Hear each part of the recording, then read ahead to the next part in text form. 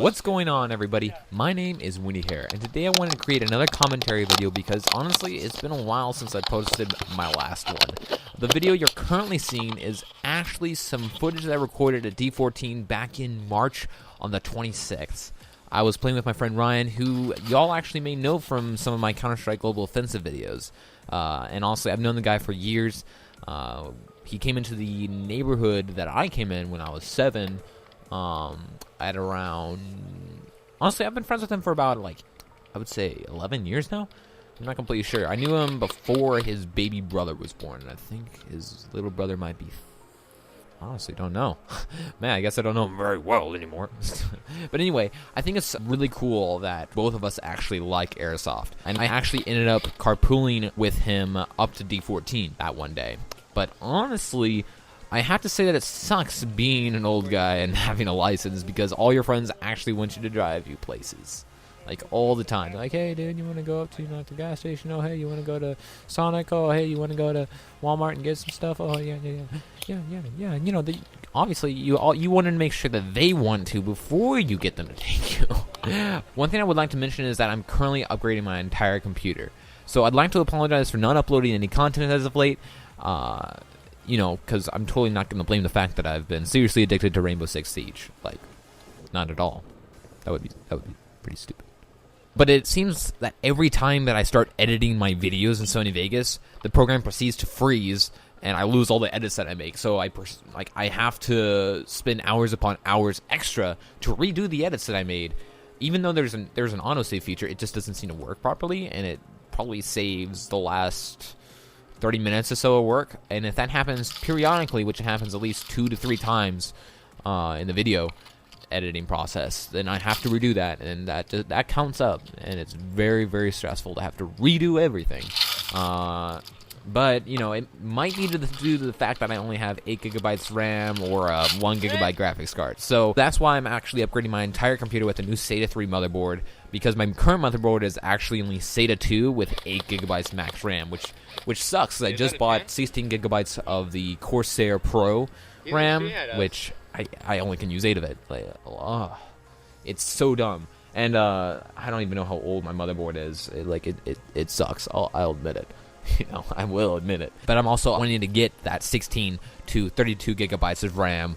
And then I'll actually be getting the RX 480 that's coming out on the 29th of this month, which is going to be so cool. Which, by the way, if you guys haven't checked out that GPU yet, y'all totally should, because it's incredibly affordable, pricing at only $240 for the 8 gigabyte version. 8 gigabytes for $240. That's crazy. And if you ask me, that's a complete steal.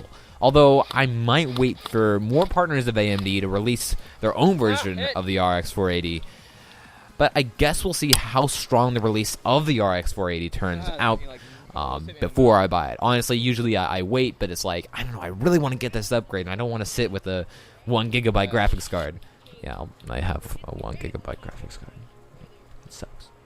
But probably down the road, you know, once I change my setup, and if you guys want me to, I'll make a setup video.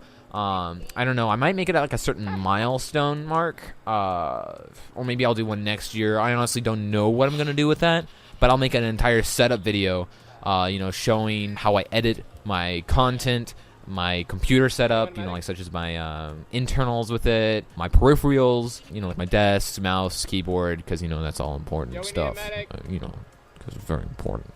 And then I'll possibly also show my studio setup, because if you guys didn't know, I actually play drums. I love playing music. My whole family is actually a bunch of musicians, so, you know, I might make a post about that. But anyways, back to the video. In this video that y'all are seeing, I was playing on Tape Team. Tape Team members were, at the time, tan-based camos, and it really irritates me that I wait so long to edit my Airsoft videos, because I'll completely forget the game mode. And I know that in this video, it wasn't King in the Hill or Bomb Game, so I can't really explain what game we're playing. But disregarding that, me and a few other people decided to move along the creek and flank the town. Unfortunately, we encountered some enemies, and one of the members of the opposing team was also flanking on the creek. Like, there's like 2 sections of the creek. There's one that's closer to the town, and there's one at the very far end of the entire game field. And this guy was going along there, and we had one other guy, and I heard someone screaming, you know, like, "Are you on Tape Team?" and you know, then he proceeded to get shot. And he had white on his arms. It wasn't tape. I don't know. I don't remember what it was. It was like built into his camo, but it was like these little white strips. It legitimately looked exactly like the white tape that was used to mark tan team members for that day. So, you know, our entire squad, like, eventually started asking, is that guy tape? Hey, are you on tape? Like, literally, like, screaming out across the field. And we proceeded to get shot by him and other enemies because we were literally totally confused. And I'm honestly surprised that the admins didn't flag this issue, like, from the get-go. Maybe they thought that, like, that he was on tape team or something. But honestly, I'm glad the guy was reasonable enough to change his top camo for later matches so that the confusion didn't happen for other people. You know, because I lost my train of thought. Shoot. Don't you hate it when you guys have like something really, really important and impactful to say, and then it's literally like, guess it wasn't important enough. Your brain's just like, nope. Bye.